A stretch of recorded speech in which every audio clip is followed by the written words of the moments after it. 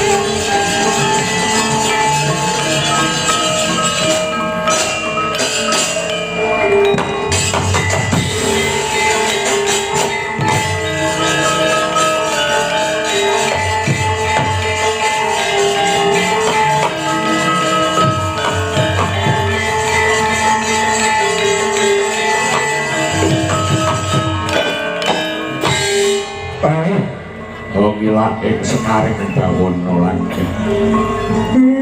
beget-beget sadurita mel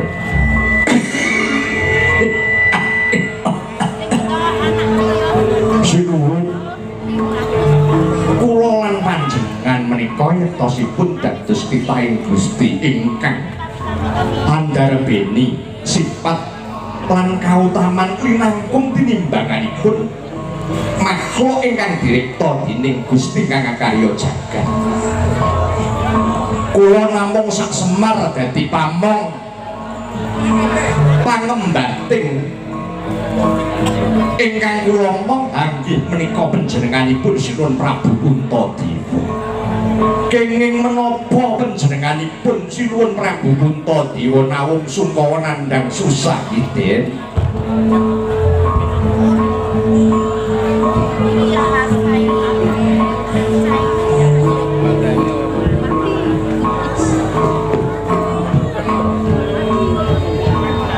Kakang Semar Badranaya anggih kula wonten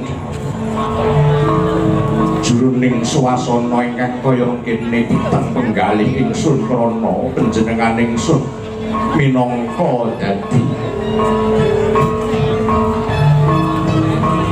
parampara ingkang tansah angrengkuh marang para sadhingah kawula sak nadyaning praja Ngamarta kakang. Yen to manungsa lumrah prandining kaya dening Kyai Lurah Semar Badranaya tertamtu paduka kakang kuwi mau amung ngembat marang kula wangsa lan keluargamu dhewe nanging panjenengan ingsun sawenahing ratu ingkang kudu mranata sakabehing kawula sing padha beda-beda panemu beda-beda keyakinane beda-beda agama warna kusika ya warnaning kulit ingkang dumadi saka pirang-piranganing golongan kabeh kuwi mau kudu manungkul sarta kudu bisa tak tata sarta kudu bisa ngrasakake adil makmur para marta Kakang Semar Badranaya. Nggih panjenenganipun panjenenganipun menika Sinuwun Prabu Puntadewa leres nanging Semar dinten samangke kula menika nggadhahi kanugrahan saking Gusti kang akarya jagat ingkang dipun wastani Manik Astagina. Semar lan panjenenganipun Sinuwun Prabu Puntadewa menika sami-sami pamong ingkang kedah saged inggih menika dados suwing kawula. Kula kedah saged momong satriya trahing utama ingkang tebih saking nista lan ala cerak dhateng kautaman. Manik Astagina menika dumadi saking 8 perkara. 1. Semar ora iso ngantuk. Angka 2. Semar ora duweni rasa kesel. Semar ora duweni rasa lumrah. Semar ora duwe lara. Angka ingkang saklajengipun Semar ora duweni rasa asmara tegesipun manah kula tansah menep niku. Semar ora iso nrakoni susah, Semar ora bisa gedhekake rasa seneng nanging kula menika jroning swasana menika inggih namung tansah meneng sarta hening maesti dhateng purbaning Gusti. Duh Kakang, yen to Kakang Semar Andarbeni Manik Astagina banjur Darma Putra kudu ngrengkuh apa Kakang supaya bisa kuat ngaleni sarta ngendhaleni para kawula dasih sak negara Ngamarta. Sinuwun ing samangke para dewa ing Suralaya badhe kandhapaken Ponang Wahyu Tejamaya. Nanging kathah sanget inggih menika alangan sarta pepalang ingkang badhe nemahi. Kathah mengsah ingkang badhe angin ridho sarta dados panggodha pangrencana paduka pramila. Lae. Niki para brata Pandhawa, Sinuwun Puntadewa, Raden Arjuna, Pinten Tangsen yen to perlu ndara kula Werkudara. Kula suwun panjenengan manjing wonten ing kuncung kula. Kula aturi tapa wonten kuncuing Semar Badranaya ing pangangkah Manik Astagina Wahyu Tejamaya saged kasembadan manunggal sarta sajiwa kaliyan paduka sinuwun ingkang mahambet berbukti Budi Balaswana yen kaya mangkono Kakang Semar Badranaya tak estokake dawuhmu wengakna budi lan rasaning Kyai Lurah Semar Badranaya Puntadewa bakal manjing ana kuncuing Kyai Lurah Semar Badranaya.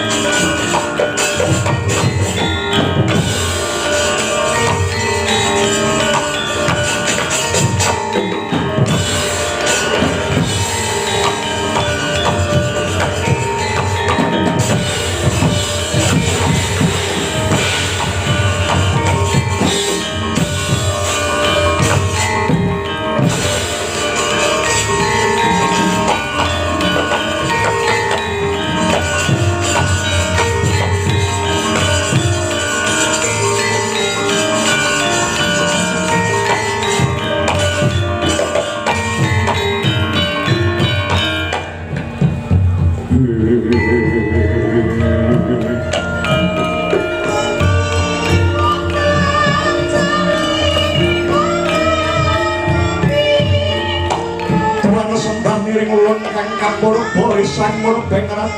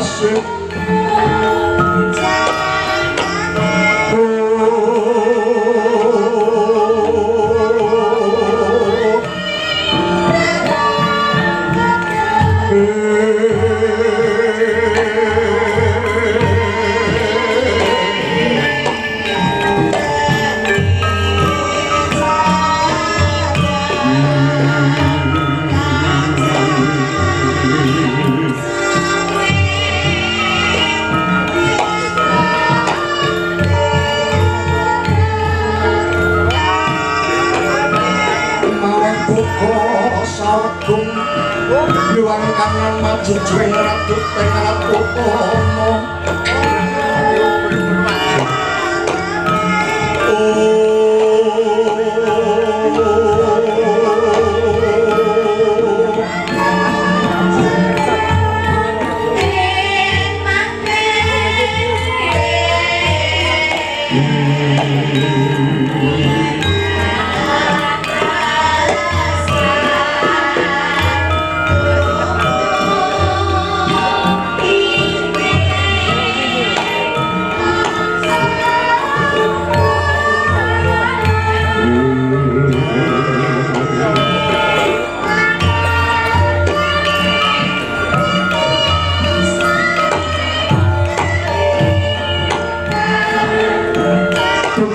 Utama samyo manugrah ing seswanto saputra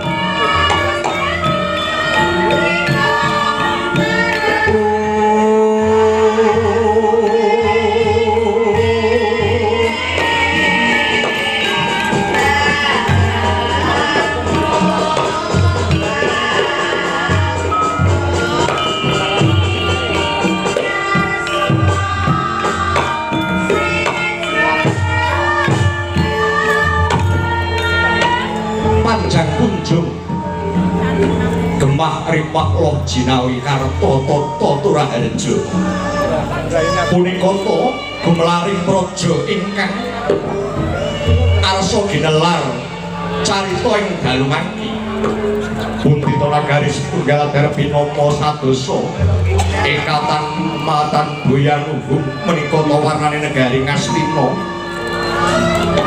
ya winastana negari Gajah Hoyoliman Benawi Kuru Cenggolo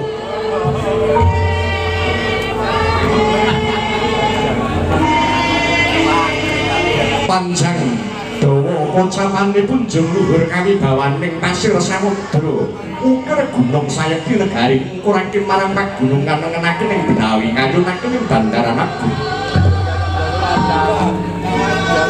Ulah tulus kang sarwa dinandra jinawi dadi murah kang sarwa tinuku Kraharjo negari tebih saking marang muka para mantri bupati sak penekeraning samya bijaksana lipating kawula sarta pramana ing manunggal sabenari kala mangsa hanggung gumarenggeng swaraning puja mantra saking para brahmana ingkang samya manembah ing Bathara mangesti ing Gusti kinarya tentrem sarta raharjaning negari Ngastina dasar negari gedhe obore padang jagati dhuwur kukus adoh mring kuncaraning sinten to ingkang ora dadi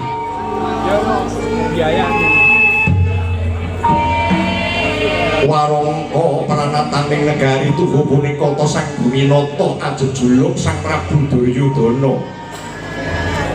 ya Sang Agung Prabu Kuruwati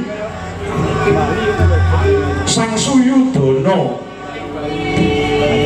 ya Sang Gendari Putra ya Sang Dresstratmaja Nalendra guna ingkang guna tan kena gendak gunaning jalmi dhuwur dhateng kulung kuliyan to andhap dhateng ngasoraken ing sesami ini lho bebasan Raksaka kikirim muruk bon-bonane tan kena pindak wewayangane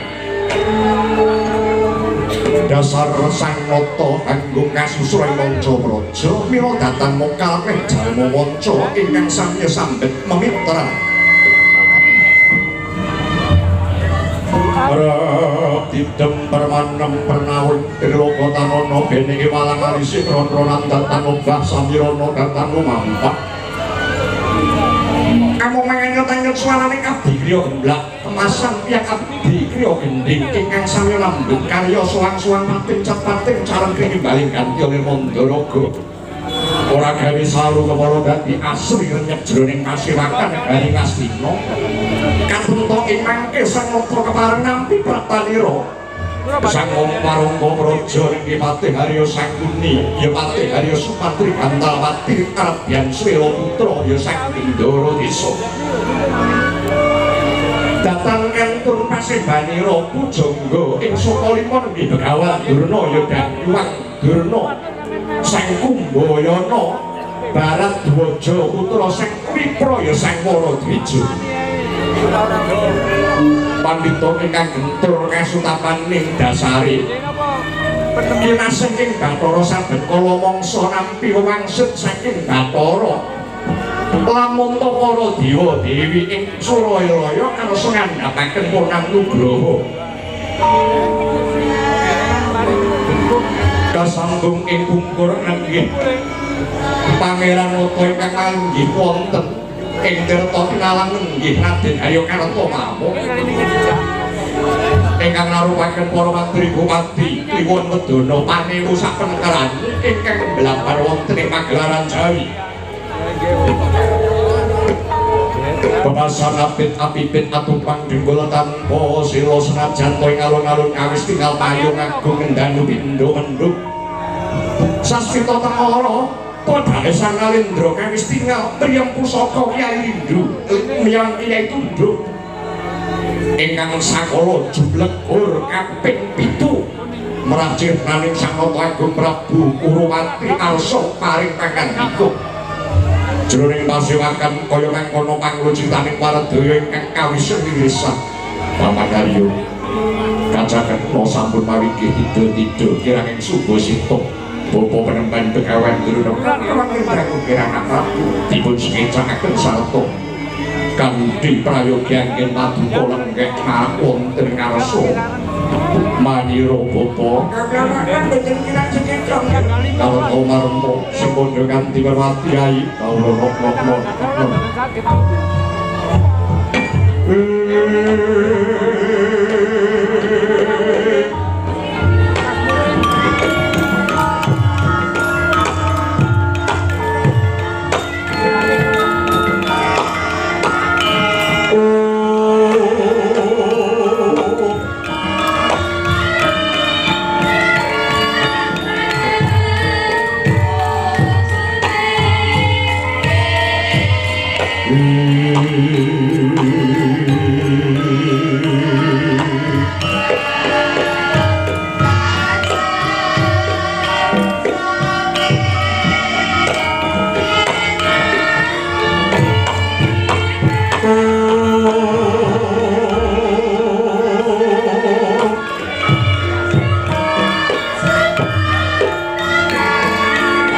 kasebyaning sun Gusti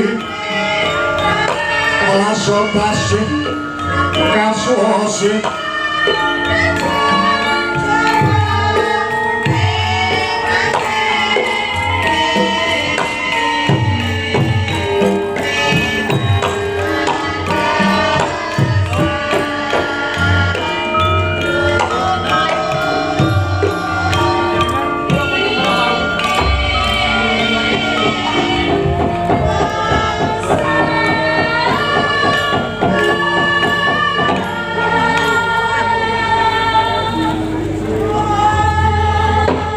kinarabe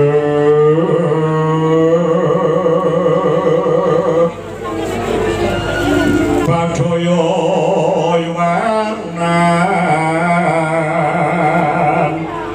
nira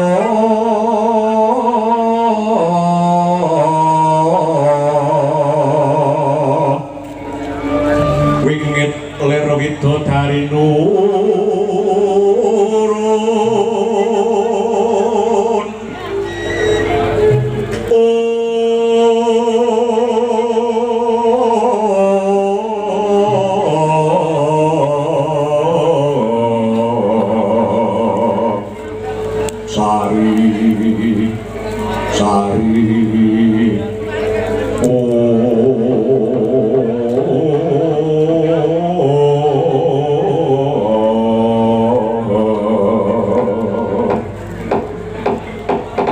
jagat diwa Bathara pangestu para jagat pramudita pinunti tatarawran kejaba ingkang saking menika bapa penemban Begawan Durna tepi paduka kula awi cedhak bangka saya kula raketake dinten kalenggan menika panjenenganipun Bapa Durna sampun sawetawis anggenipun asuh piulang sarta biweling kelamun to Jawata badhe ngandhapaken Ponang Wahyu minangka dados katentreman sarta dados kegiatan suh kekuatane para Kurawa.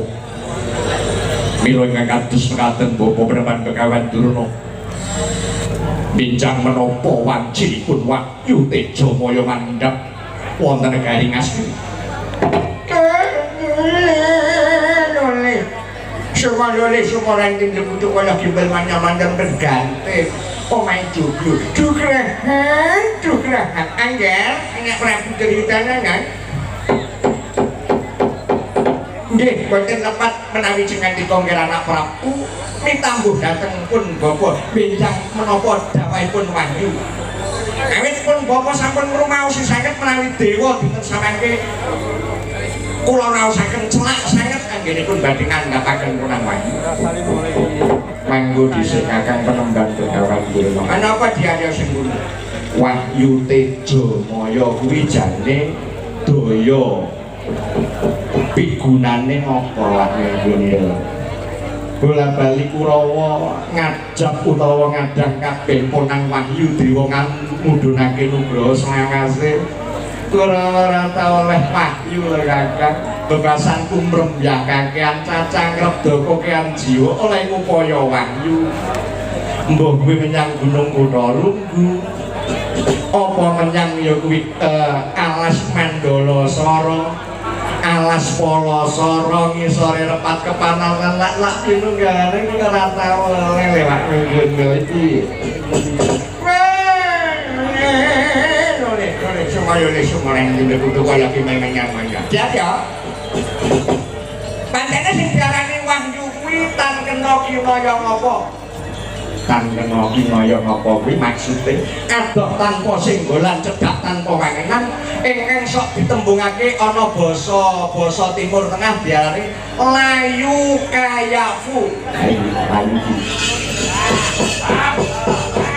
layu kuwi tegese alum kayafu layu kayafu kuwi tegese tan kena kinaya ngapa no adoh tanpa singgolan cedhak tanpa wangenan tegese yen to didumuk wahyu kuwi ana ning sejatine ora ana yen to diarani ora ana ning sejatine wahyu kuwi ana kula diarani layu kayaku ora beda karo dununging kiblat ngono wong arane kiblate ana lor ning lek wong madhep kidul lor kuwi mau ora mapan ana lor ning dununge ana kidul lak ngono iya kuwi layu kayaku lah ngono kuwi tan kena kinaya ngapa mula wong supaya bisa kacondhokan ponang wahyu kuwi mau wae kudu resik kurungane kudu becik ngono tindake kudu apik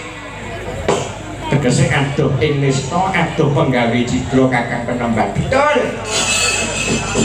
carane kaya ngono lajeng pinjang menapa badhe mandhap ponang wahyu wis awet-awet sira kepitung-pitung menawi dipun mandhapipun menika cepakipun menika yektosipun manut kalih krentek grenjete menungsa menika yen to wadahe utawa atine menika sampun resik tertamtu kurungan kencana ingkang badhe dados srana dalaning wahyu menika badhe kalenggahan utawi badhe kacondhokan wahyu menika diupamane kaya warangka manjing curiga yen to warangkane wis sumadya curigane iki terus mlebu ngono wae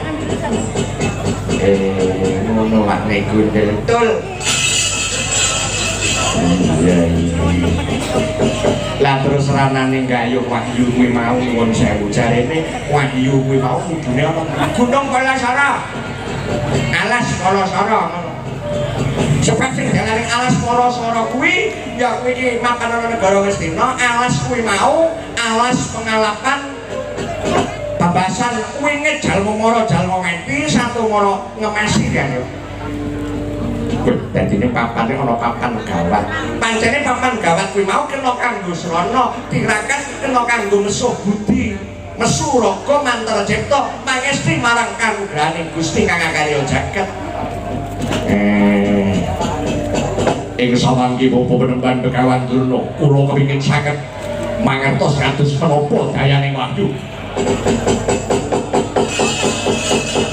Durna ila karnaning bawana lumacaring ratri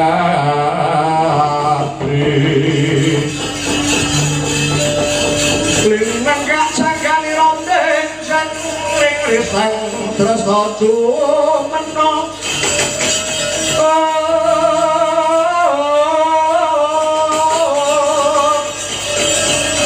Prasayuda pecah kapisanan Prasayuda pecah kapisanan Sang tresna jumena minangka pamustining Senopati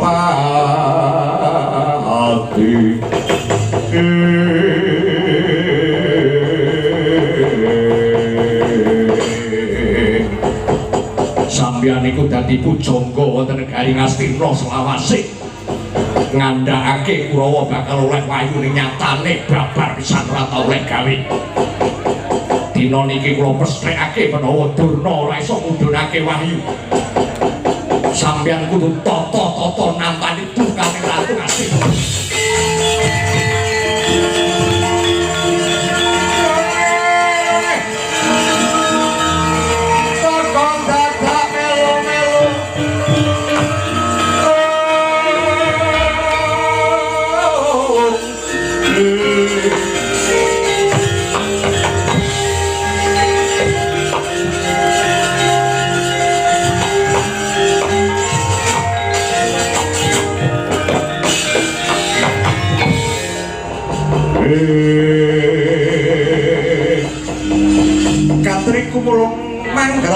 paing wadya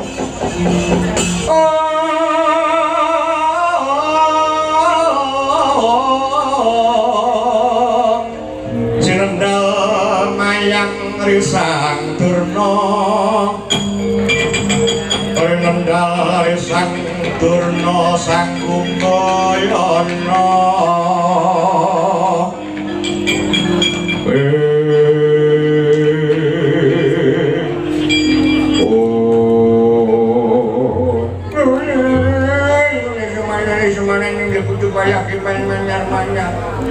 Durna niku wonten Sukalima kula niku disembah-sembah dening para kawula.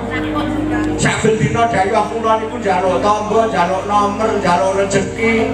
Niku saben dina sak pirang-pirang wonten nggih kula kudu nampa dukaning sinuwuning negeri Ngastina. Nggih, Ger. Sinigara wonten ing raos kula. Panjenengan jenenganipun sampun nyokrok dadi ning Begawan Durna. Sampeyan wis ora percaya. Monggo. Monggo. Nanging mesguling batin kula badhe tembus wonten ing Kanyangan Sulalaya. Kanjeng Srana Aji Pameling kula badhe ngandhapaken badhe undang pikulun Bathara Guru. Sik tenan mau piye-piye. Lho karek wedange cepakno, lho wedange iki cepakno. Lha iki lho wedange cepakno dewane teka dianya. Ya wis akeh ngono kuwi enek kaki 3, enek ngono-ngono. Aku seneng kuwi anu panta merah ya citrobe. Oh sik to. Kowe mulai rasa murah lho. Terus ditano duwe wis anu apa gejala stroke ngono oleh ngombe air soda ora kok lereni. Ora masalah to lara-lara aku dhewe ora tau aku lara kuwi ora tau ngendhangi. Kawula badhe nyidhika dhateng pikulun Bathara Guru nggih. Kados mekaten.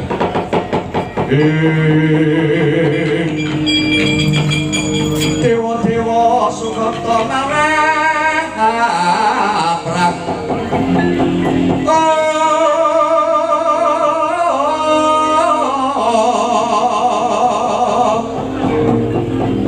sang Narada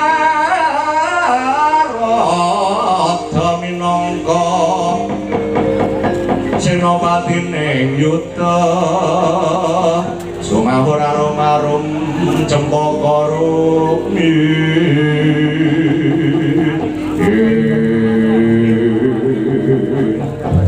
pangesti marang dewa ingkang malinggi wonten ing Suralaya haninggih Sang Bathara Guru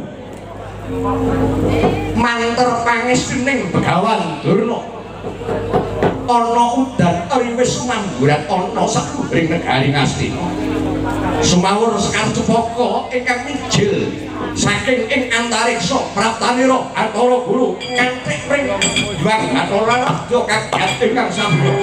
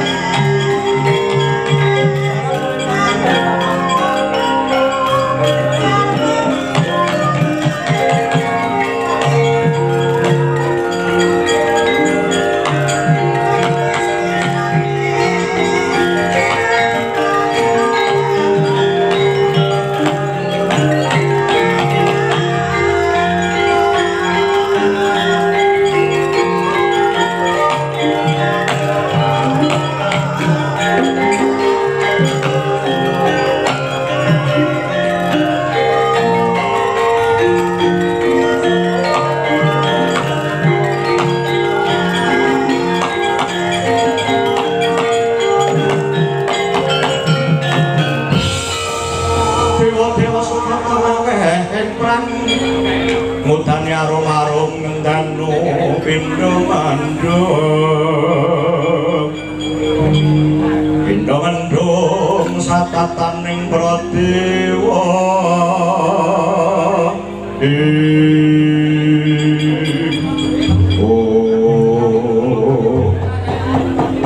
ngaturaken kasugengan rawuh paduka Wigulun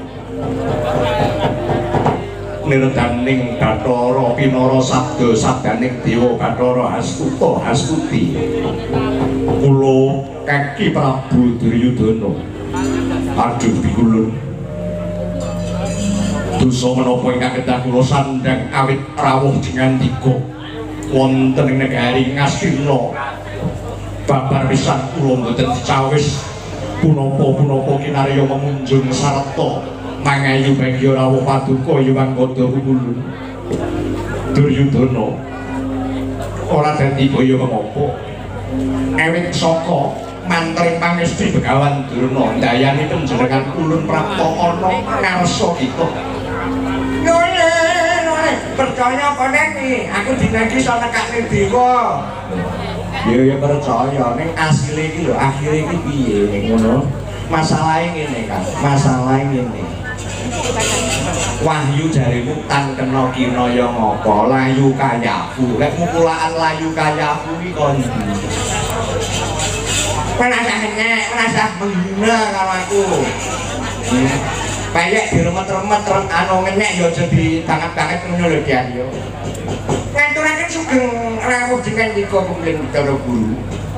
Iya, Kumbayana wis ulun tampa. Berkencang pak pong kali dulu sapa sing kali?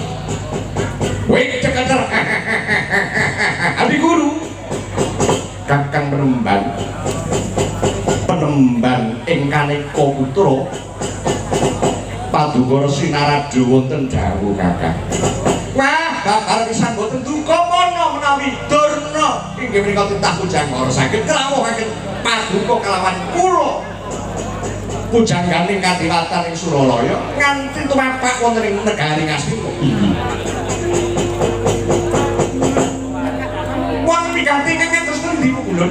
Yektosipun mantri pangesti boten wonten malih kejawi namung Duryudana kepingin inggih menika nampi nugraha Wahyu Tejamaya. Ibu Wigulun Wahyu Tejamaya babar pisan nggih kaki Duryudana.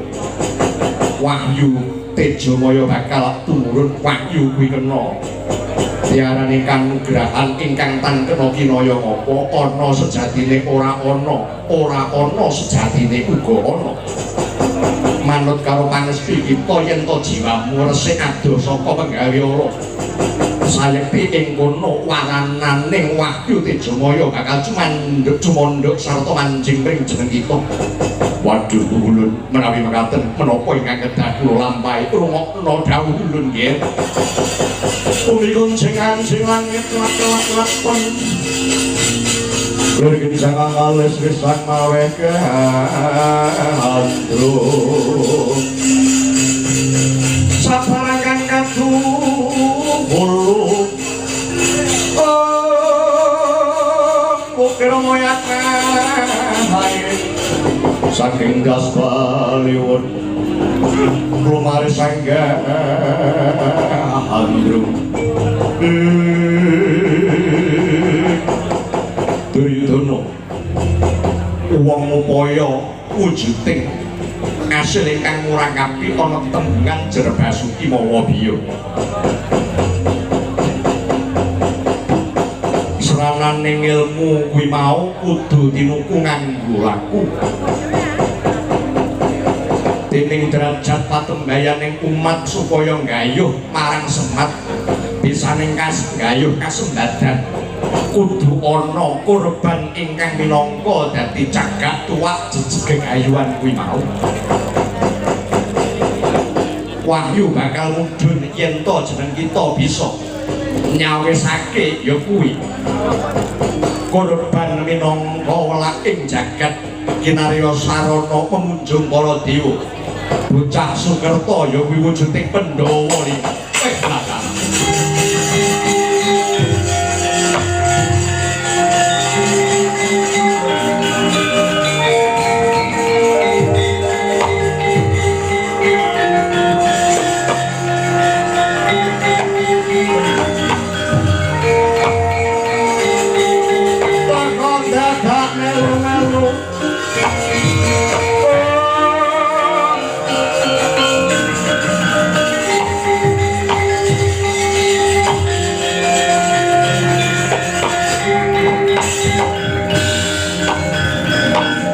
bocah Sukerto, bocah Pandhawa niku mboten wonten malih kejawi namung sedulur kula. Musuh bebuyutan anake Pandu. Pakde tengeng. Iya, kaya mangkono Duryudana.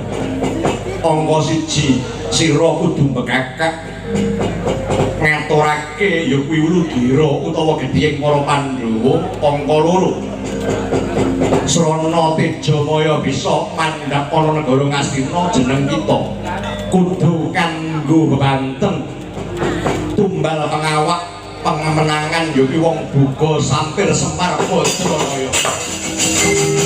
Jagat Dewa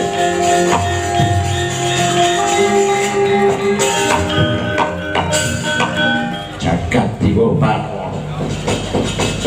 Lajeng kados pundi badhe kesambadaning karsa awit dinten samangki para Pandhawa sentosa dumadosipun awit kadayan inggih kalengganipun Kyai Lurah Semar Badralaya ingkang dados pamong utama tumraping para Pandhawa. Ora ana barang ingkang mokal sayekti jeneng kita percaya marang panguwasaning Bathara ya panguwasaning Dewa. Ulun minangka dadi ratuning dewa tertamtu ing kono bakal mudaneni yen to Sembada ingkang dadi pangestrimu nggih kaki Duryudana. Menawi kados mekaten paduka pupulun badhe nyembadani sarta mudaneni panuwunipun Duryudana kaya mangkono yen to jeneng kita banget-banget olehmu mangesti sarta manembak marang Bathara Guru. Kula iswaken dawuh pangandika paduka pangestu ngadi kula suwatun.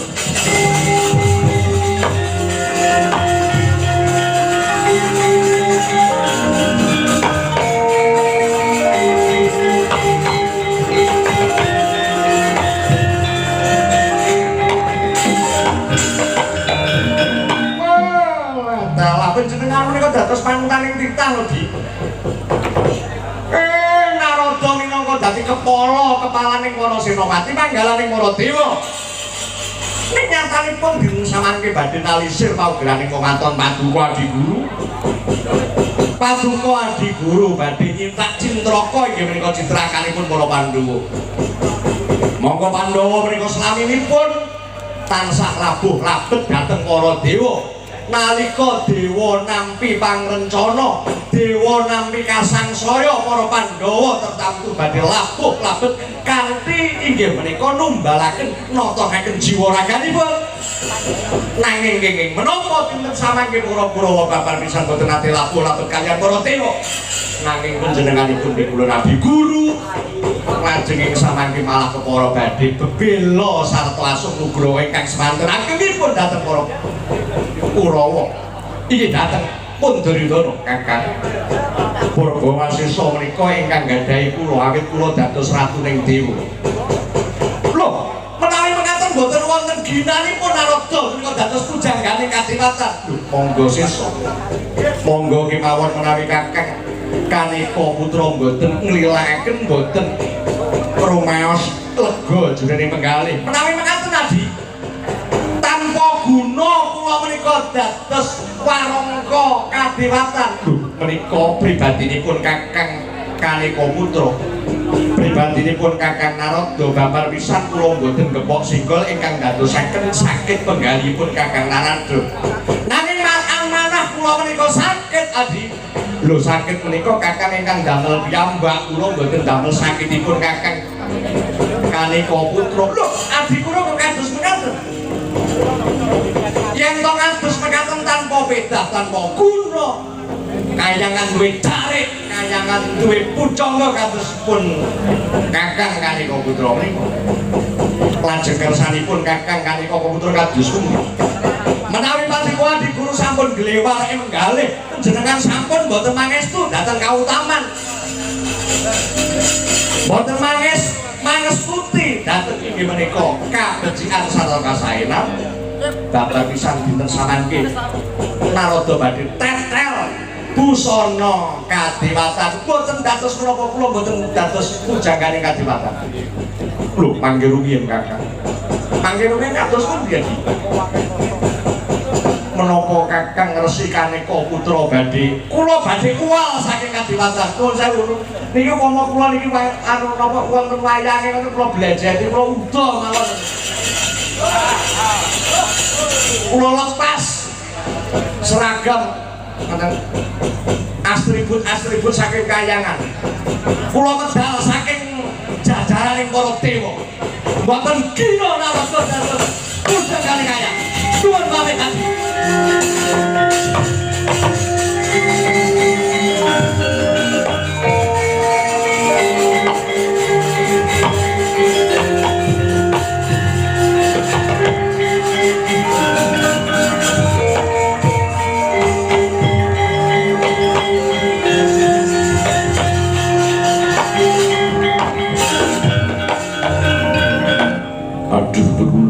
kados mekaten katresnan paduka dhateng para Kurawa labuh laben dhateng Duryudana. Duryudana gandeng dina samangka jeneng kita tansah gedhekake pangabekti marang panjenengan ulun. Jeneng kita tansah mangesti marang Bathara Guru. Nugraha gedhe kang bakal jeneng kita tampa Duryudana.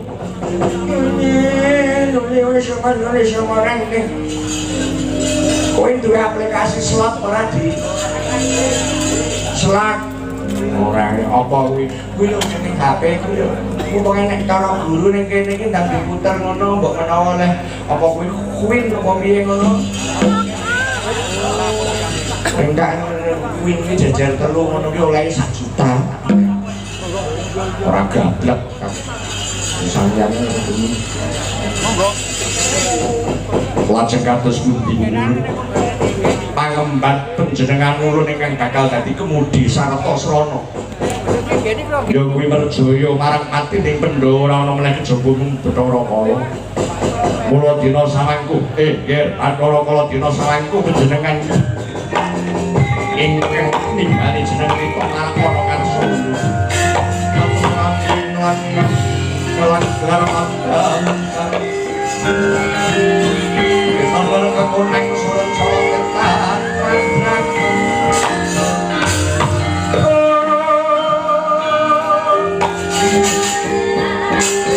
kasoran kajaring purnamin kekono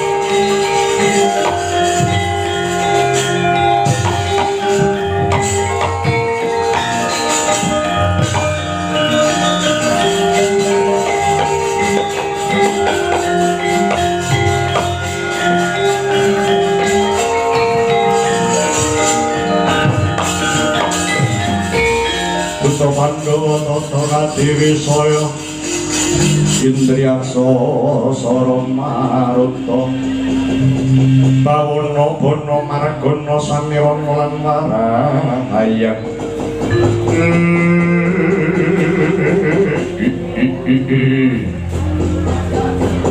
Mas Batik Raja Dewagu Pikulun Rama pikulun nimbali dateng jasad kula pun Bathara Kala wenci kalungguhan iki Wahyu Tejamaya kudu mudhun nanging seranane kudu merjaya kudu ngamawa pangorbanan ya kuwi bocah ingkang nandhang Sukerta bocah ontang-anting kebanting bocah kedono kedini kembang sepasang kelangkat kidang bocah gotong mayit sendang kapit pancuran kapit sendang dudu kuwi lajeng bocah Pandhawa tegese anak Pandhu ya kuwi diarani Pandhawa ingkang dumadi saka Pandhu lan Ho. Oh, dalah kulun saya ngintir-intir wajuk kula. Dupi paduka nyasmitani kula kita perjaya dhateng para Pandhawa. Ya kaya mangkono, kaki Bathara Kala. Lajeng dinten samangke kula kedah perjaya dhateng para Pandhawa, ya kaya mangkono. Pandhawa kudu jeneng kita perjaya minangka dadi cagak tuwak tumbal pengawak kemenangan murudun sarta tumurune Wahyu Tejamaya. Bala dalak mapan kebenaran. Panjenenganipun bocah dono dini bocah sekar sepasang kelangkat kidang gotong mayit niku dados panganan kula ulun iya. Kok jeneng kita isih eling papancen ingkang dadi srana pangan kita iki. Bocah wong lairne anak papat diarani sarimpi utawa saromba niku dados panganan kula. Wong bedelake bedahake luweng mecahake tumang niku dadi panganan kula ulun. Ana wong lumaku wanci bedhug tengane ora gelem segu ora gelem segak ora gelem nembang niku dadi panganan kula. Enek sinden wayah tanggapan mung trima ngrasani kancane dolanan HP niku nggih dadi panganan kula. Kaya mengkono Bathara Kala awulanakna. Dina samangku Purbawasisa jeneng ulun maslahake marang kita mangkat to. Perjayaan para Pandhawa kinarya dadi srana bakal turuning Wahyu Tejamaya. Awulanakna. Kae saken dawuh ulun. Pandhawa tata Wisaya.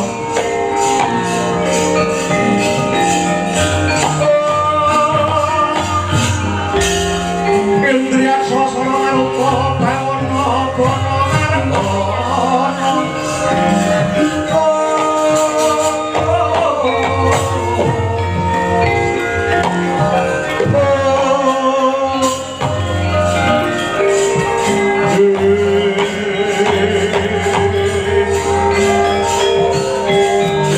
Rapi iku carane lakone Ji. Iya, Kakak.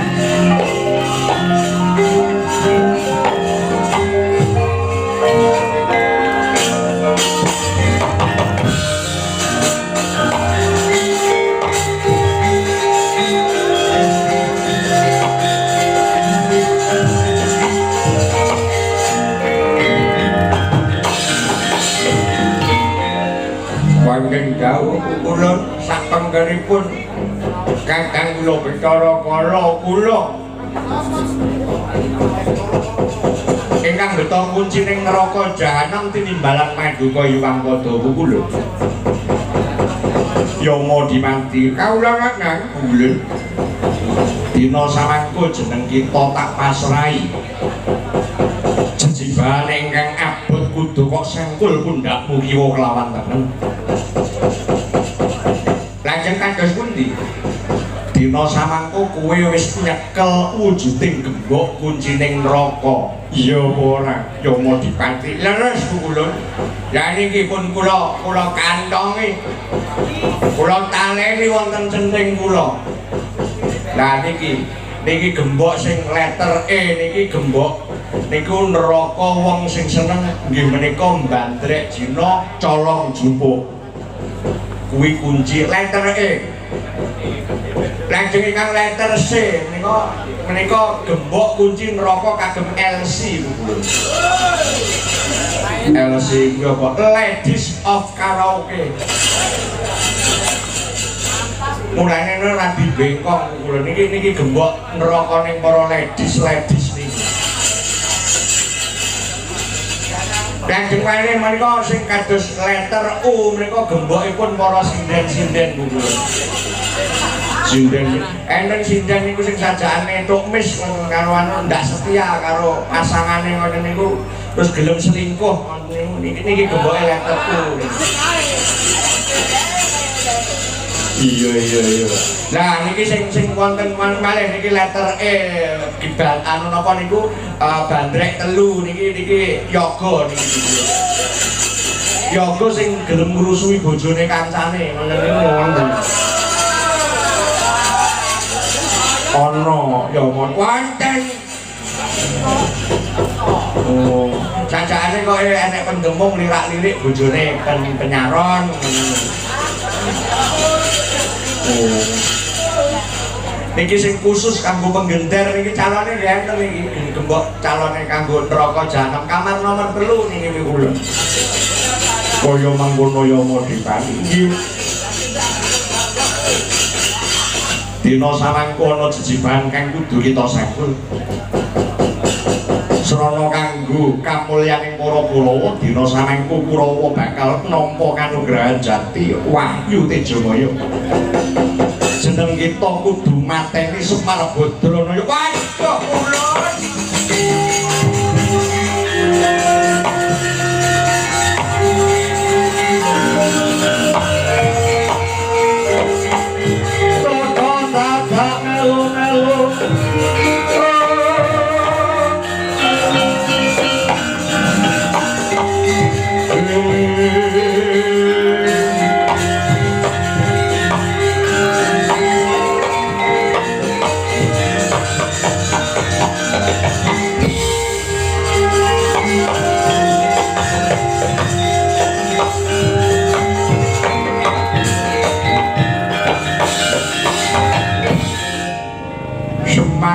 Bapak kula Semar niku sing ngukir jiwa raga kula lho.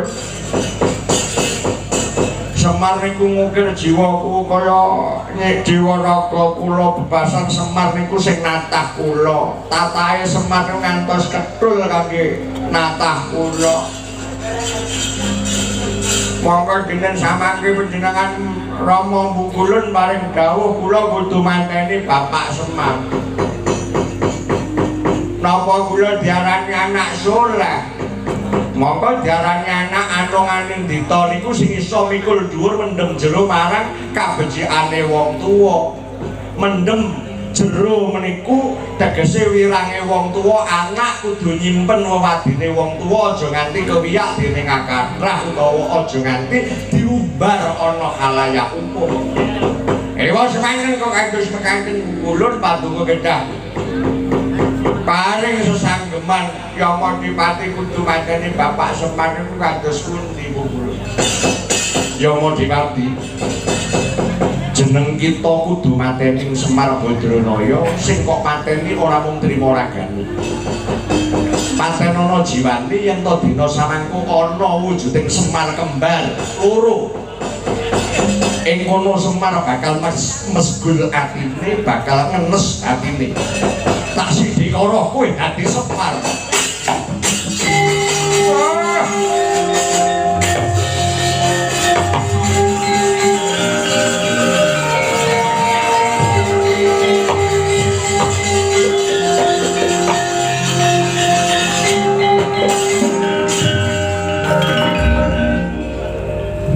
Nah, suaramu kudu Semar. Lole ku serananing durna. Lae kaya ngono. Yama Dipati, wonten dawuh. ilang ana anggonmu duwening tata susila sudiba sita karo ratuning dewa. Mimba warna silih warna kuwi dadi Semar Badranaya.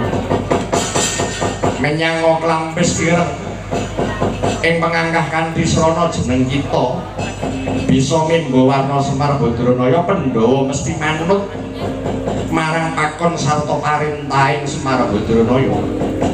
Ing kono Semar ingkang sejati ulun ingkang bakal sinyidikara mangkata dina samangka ya nggih.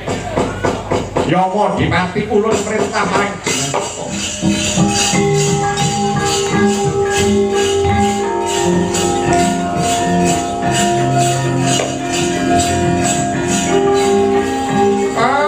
Nggih astaken dawuh ulun.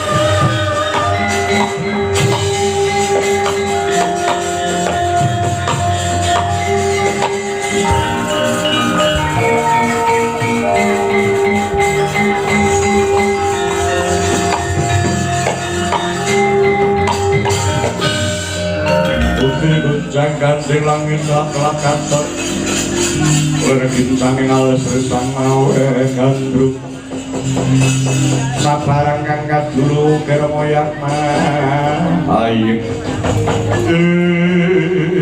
aduh pigulun Bathara Guru sayekti patuko tresno asih dateng Duryudana pigulun. Iya Duryudana sayekti panjenengan ulun manjilma dadi Ratu Ndrawati ya kuwi socaning lapobaring bumi. Dina samangka Ratu Ndrawati minangka dadi kendali suwing para Pandhawa awit Ratu Ndrawati dadi kusir tumraping para Pandhawa. Kusir ya kuwi kusir kreta ingkang bakal maju besok ana ing perang Baratayuda.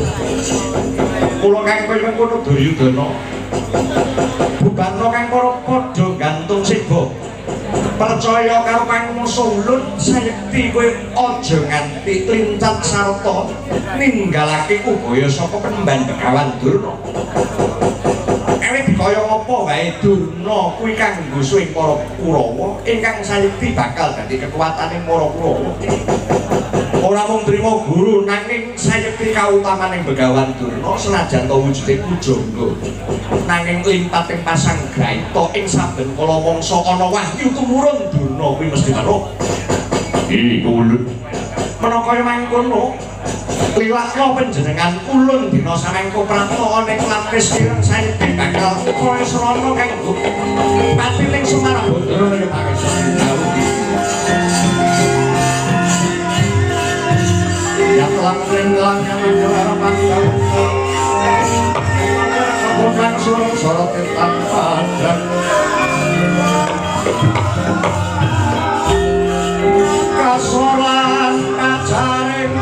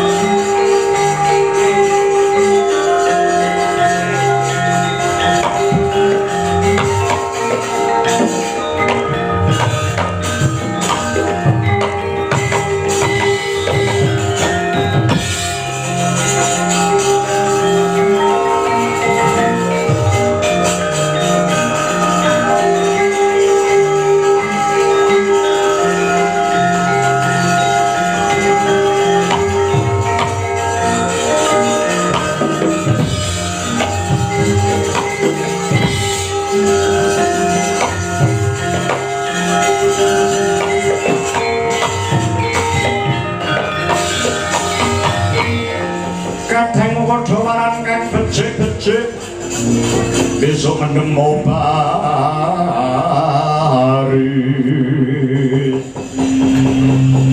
baris kang prayitno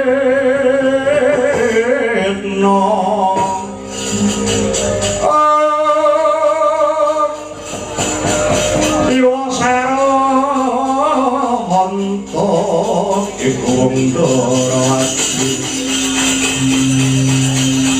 minum pesan panawak pando sayang tidak diomong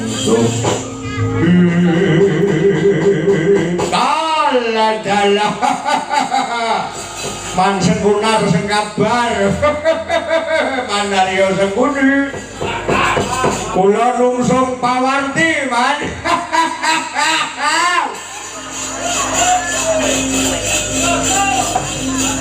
man sengguna kula nyadong manto man pripun mekabaranipun kula pamangkin kados dening Herminongkata Herni Kudaya minaulang kata pangucap kados dening Kesrambahing Toya Benogles kula nungsung kabar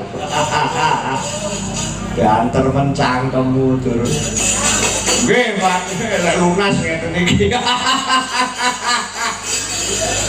Paman Haryo Sangkuni kados dening ngersa Cantuka wersa Jawa Cantuka menika kodhok kados dening kodhok ingkang nampa toya Jawa kula sumalonong sarta nyadong dawuh kados pundi pangandikanipun Kyai Prabu Duryudana ingkang wonten ing Kagarat wonten ing parpatan Garing Astina la wat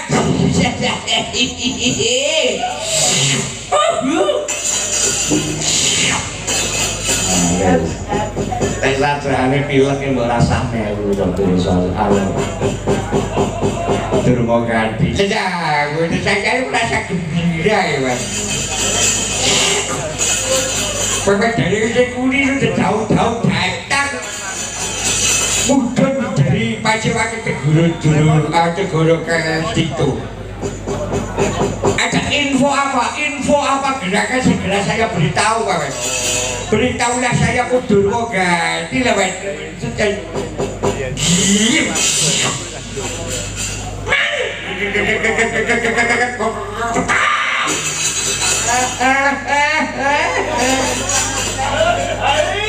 Bayangan lawas termoga tidak tak berkokok seperti ayam jago.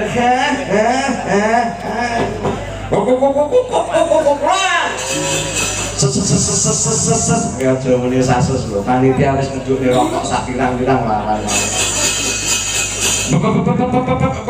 Baca nak. Jus. Nah, ini harapin jaluk jus apa nih ya?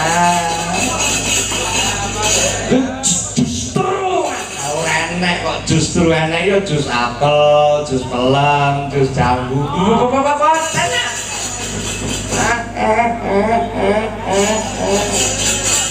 Pun man.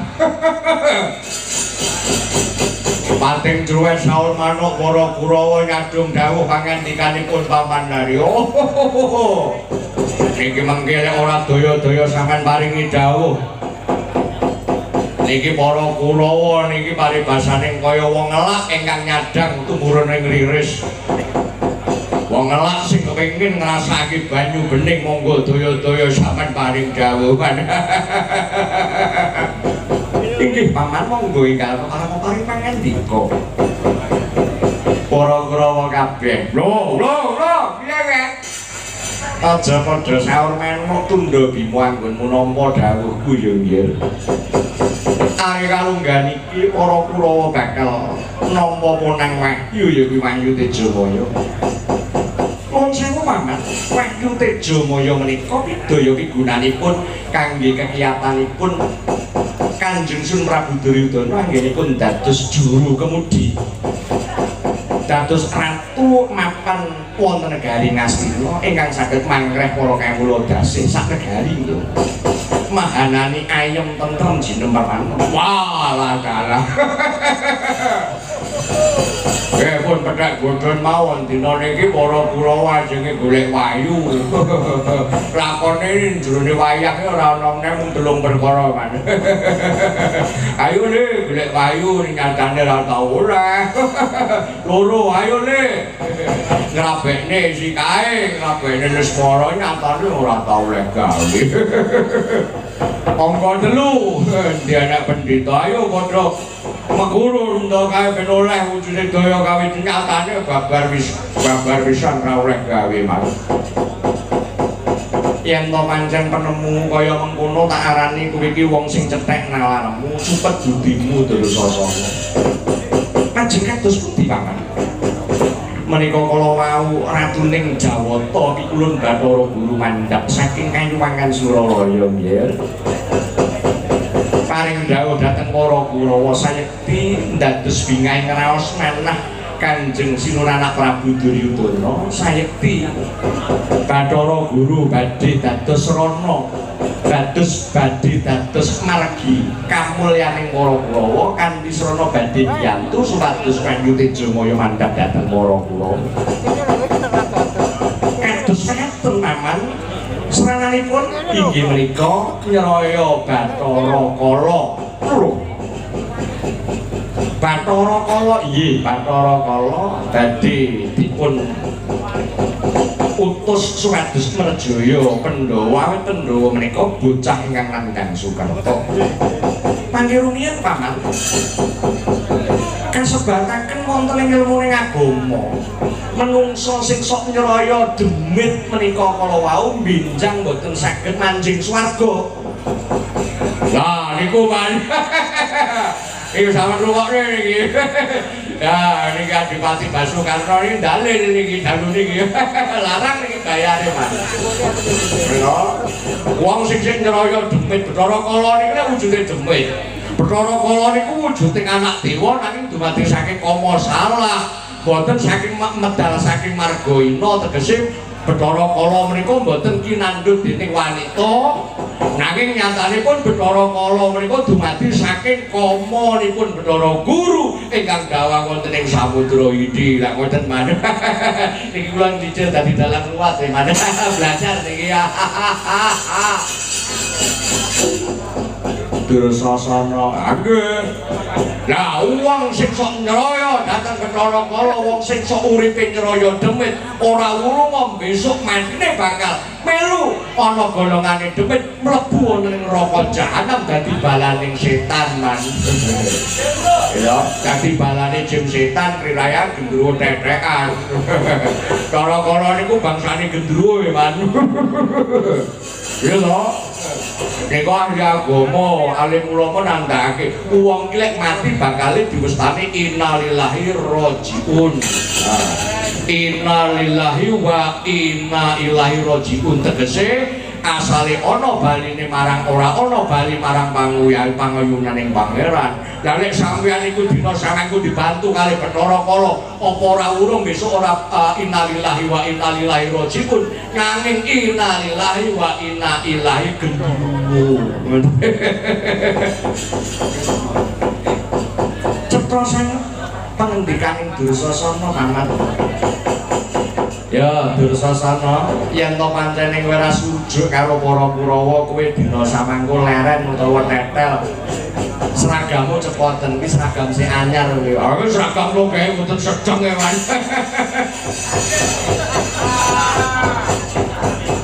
Kowe iki nyicil ngerti ora kowe. Kuwi pertanggapan kuwi kelong selawe iki seragammu sing ketip-ketip. Ngono ki direwangi olehku nesu karo bojomu. Olehku nesu karo bojomu mergo mbelani Tama olehne pengen ngirak-irakne seragam sing ketip-ketip kuwi. Wah, edan. Nggih. Ora sandadak kakean bebangal nggih anak Dipati. Kados menapa dewa sampun paring sabiyantu dhateng para Kurawa kedah rumagang damel kula lan andika anggere anak Dipati dinten sawangi kedah sabiyantu dhateng inggih menika lakuning pun para jiwa anggenipun dadi nderekaken para kula kan paman Inggih nggih. Asmarama ketua njaba kondangna bendi beri Kyai Wani nggih bendi beri mangungkung suwen sompret tetep nindi Kanjeng Nilaswarna lan prawadyanipun lacak bader pangkencana kisah guru waspada pranaing reki manjing kedung gratiara